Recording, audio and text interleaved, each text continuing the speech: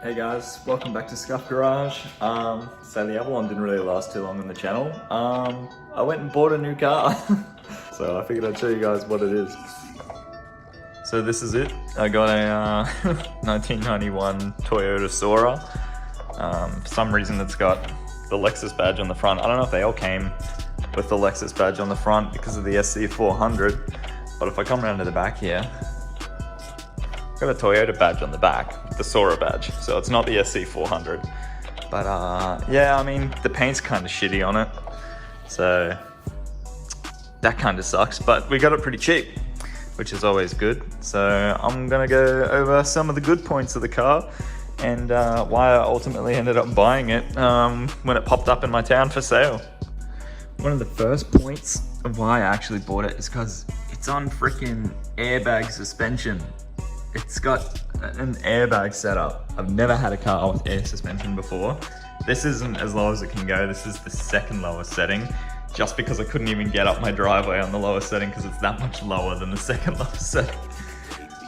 What else have we got? If we move on down, we can see that we've also got a drilled and slotted rotor setup as well. These brakes are like really fucking good. Barely have to touch the pedal and you just slow down instantly. They are pretty nice. Alright, I'll take you guys into the interior of the car and give you a look around. Now, this is a proper Japanese import, so the dash and everything is actually still in Japanese, all the buttons and everything. And if you turn the dash on, I don't know if it'll pop up without me actually turning the car on, because it just pops up with this fucking charge shit. But normally it pops up with like all this Japanese text all in here. I'll turn the car on later and I'll show you guys.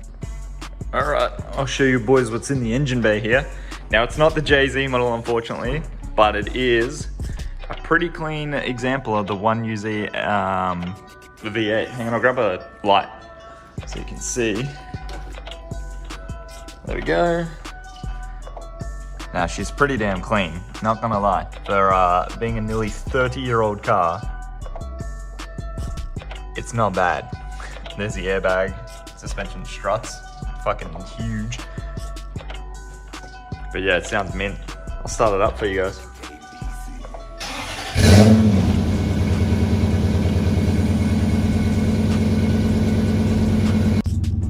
It's pretty hard to make out the odometer in person, but now that I can see it on here, it only has 194,972 Ks on it.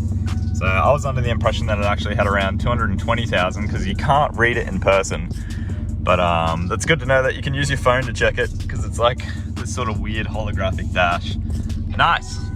But here's a bit more of the interior. So the guy that owned it was a smoker in the car, so you know, there's that. It wasn't really too nice, but you know, we got the Cherry Coke air freshener working its magic in there, so it's pretty clean. I chucked my seat covers in and some floor mats just to make it a bit nicer and not as dirty. The rear leather seat's actually in really good condition too. It doesn't look like anyone's ever sat back there. So it was a pretty good buy.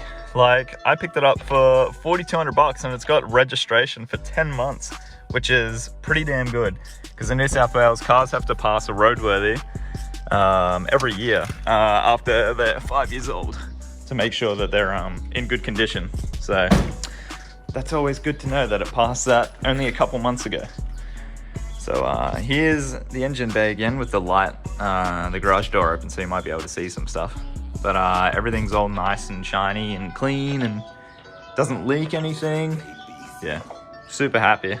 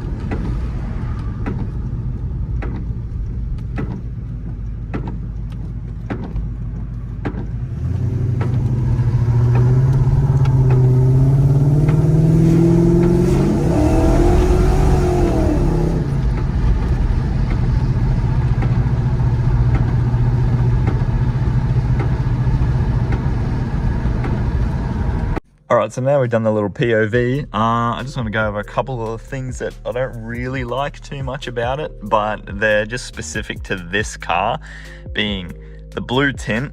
Like, I just think it looks pretty terrible, and it's kind of aged pretty bad. It's not really holding up too well, especially like the rear color's like all gone, and you can see it's all like peeling and stuff in the corners and just going all wavy, and yeah, it's a bit nasty.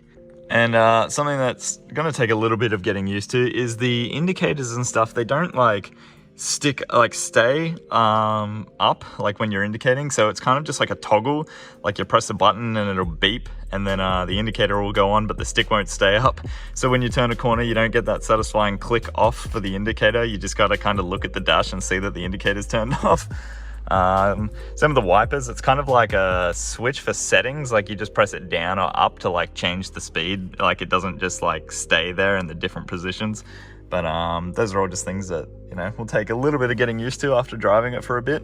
But yeah, there's the controller for the airbag suspension as well. So it goes from high to 1 through to 4. So we've got the rear on the lowest and then the front on the second lowest. Just so I can get in and out of the driveway easier without having to lower it and, you know, put it back up.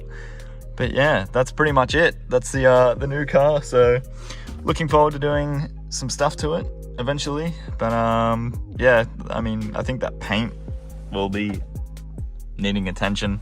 Yeah, thanks for watching, guys. So that's the update for the channel at the moment, my new car, and I hope you guys want to see some more content on it soon, so let me know. Cheers, peace.